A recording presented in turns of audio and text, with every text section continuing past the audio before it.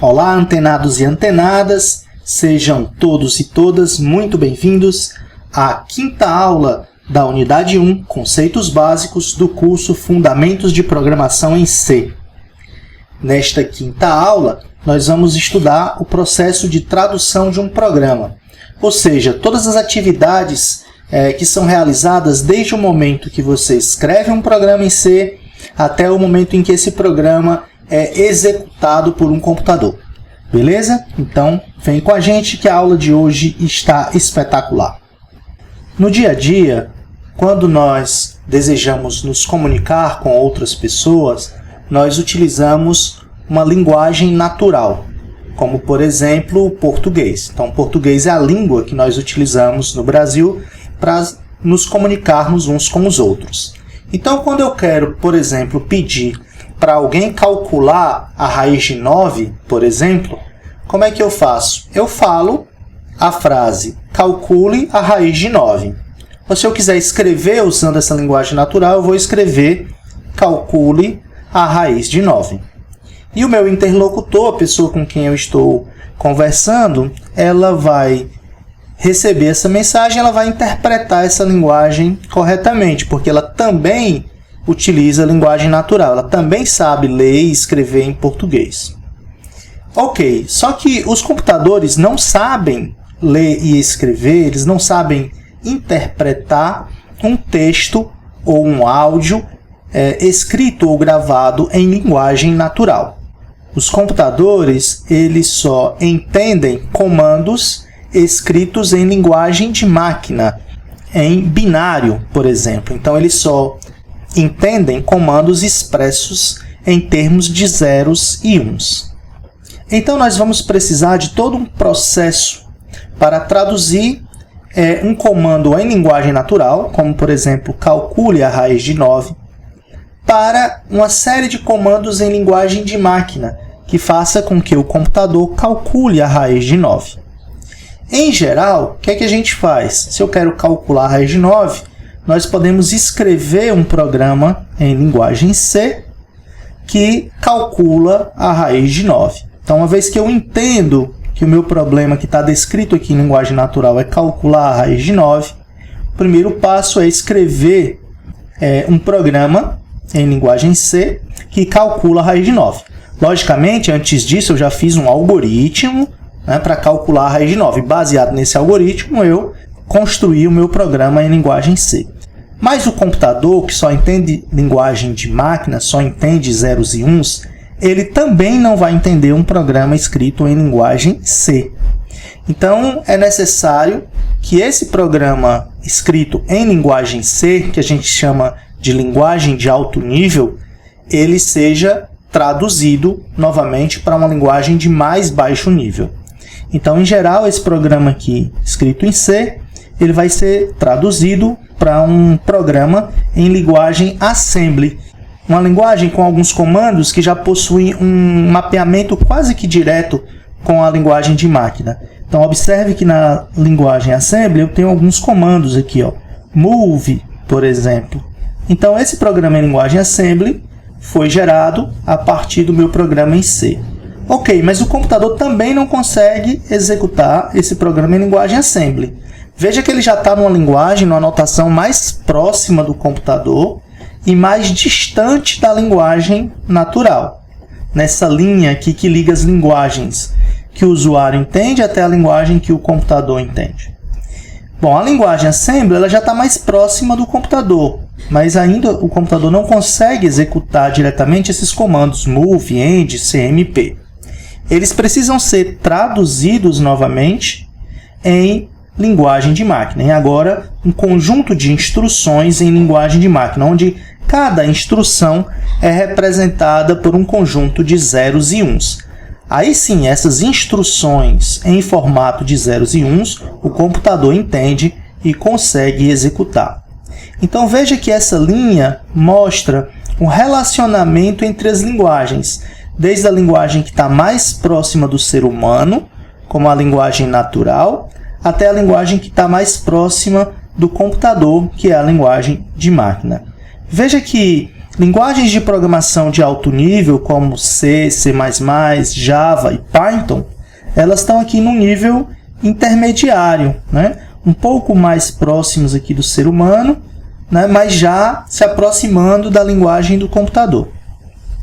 São um meio termo, por isso que a gente chama de linguagem de alto nível. Já a linguagem Assembly, né? Essa que usa comandos move, end, cmp, ela já está mais próxima do computador do que do ser humano. Confere?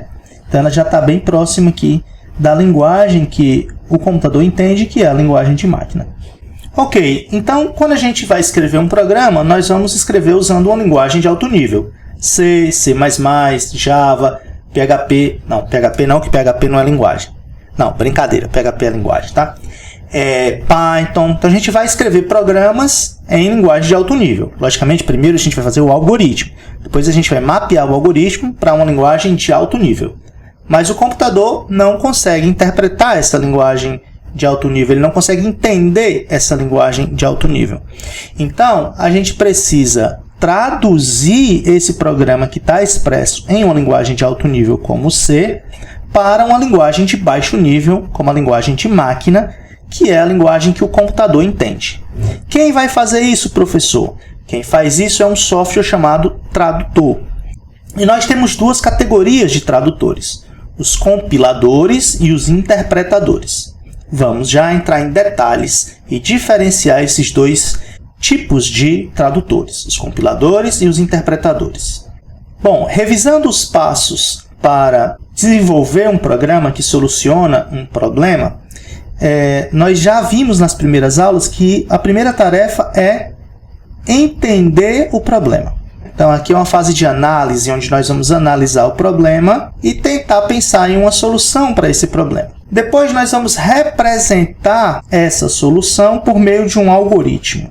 Em seguida, nós vamos traduzir esse algoritmo em uma linguagem de programação de alto nível, como C, C++ ou Python. Veja que essas tarefas são realizadas por um ser humano. Uma vez que eu tenho o meu programa escrito em uma linguagem de programação, como C, por exemplo, eu preciso traduzir esse programa em C para um programa em uma linguagem de máquina, em uma linguagem que o computador entenda, com comandos específicos para a CPU deste computador. Veja que isso não vai ser feito por um humano, isso vai ser feito pelo próprio computador, ou seja, por um software.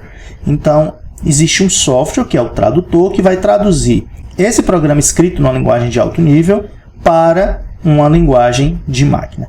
Em seguida, essa linguagem de máquina ela é executada pelo computador.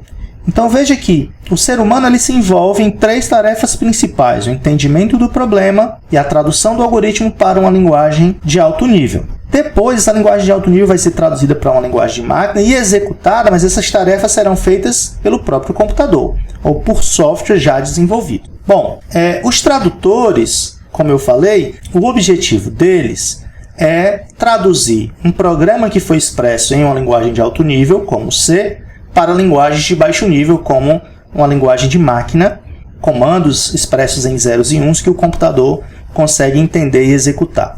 Existem dois tipos de tradutores, os interpretadores e os compiladores, como eu falei anteriormente. Vamos ver cada um deles. O interpretador. No interpretador, as instruções que compõem o meu programa escrito em uma linguagem de alto nível, que nós chamamos de código-fonte, são traduzidas e executadas uma de cada vez. Então, mais precisamente, o interpretador é um programa que executa repetidamente a seguinte sequência. Ele pega uma linha, traduz e, em seguida, executa. Depois ele pega a próxima linha do meu programa, traduz e executa. E assim sucessivamente até chegar na última linha do meu programa. Chegou na última linha do meu programa, ele vai pegar essa linha, traduzir e executar. O compilador ele funciona um pouco diferente. Ele traduz o programa escrito em uma linguagem de alto nível, né, C, por exemplo, que nós chamamos de código-fonte, em um programa escrito em uma linguagem de baixo nível, uma linguagem de máquina. que possa ser executada por um computador, por uma CPU, que é o que nós chamamos de código-objeto. A característica principal do compilador é que ele vai funcionar da seguinte forma. Ele vai pegar todas as linhas do código-fonte, ou seja, do nosso programa em C, e vai traduzir essas linhas de uma única vez. Depois que ele fizer essa tradução e gerar um código em linguagem de máquina, que é o que nós chamamos de código-objeto, aí sim ele começa a executar o programa linha por linha. Entendido a diferença do compilador para o interpretador? O interpretador ele pega uma linha do código-fonte do programa em C, traduz para a linguagem de máquina e executa. Pega a próxima, traduz e executa. O compilador não, pega todas as linhas, traduz todas as linhas de uma vez e após ele conseguir traduzir todas as linhas do programa, aí sim ele inicia a execução do programa. Bom, tudo na vida tem vantagens e desvantagens. Em relação aos compiladores, quando eu uso um compilador, é mais fácil de encontrar erros, de debugar o programa. Porque como ele já faz a tradução de todas as linhas, se eu tiver 10 erros no meu programa, ele vai apontar os 10 erros de uma única vez. Ou seja, após a tentativa de traduzir o programa, se ele encontrar erros, ele vai me dizer, ó, tem erro na linha 2, tem erro na linha 5, tem erro na linha 10, tem erro na linha 30.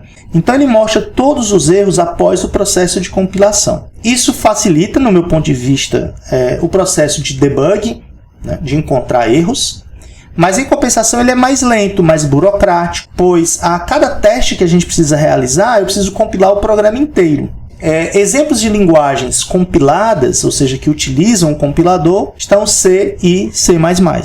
O interpretador, por outro lado, ele é mais ágil e rápido na hora de você testar um programa. Uma vez que ele já pega a primeira linha, traduz e executa. Então, você já vai começando a execução do programa mais cedo, mais rápido, em comparação com os compiladores. Qual é o problema? O problema é que se eu tiver no meu programa um erro na linha 10, na linha 20 e na linha 30, eu só vou descobrir que eu tenho um erro na linha 10 quando eu chegar na linha 10. Porque ele vai executar a linha 1, a linha 2, a linha 3, vai traduzir e executar, traduzir e executar. E aí, quando chegar na linha 10, ele vai me dizer que tem um erro. E aí eu vou corrigir esse erro. Mas eu tenho outro erro na linha 20.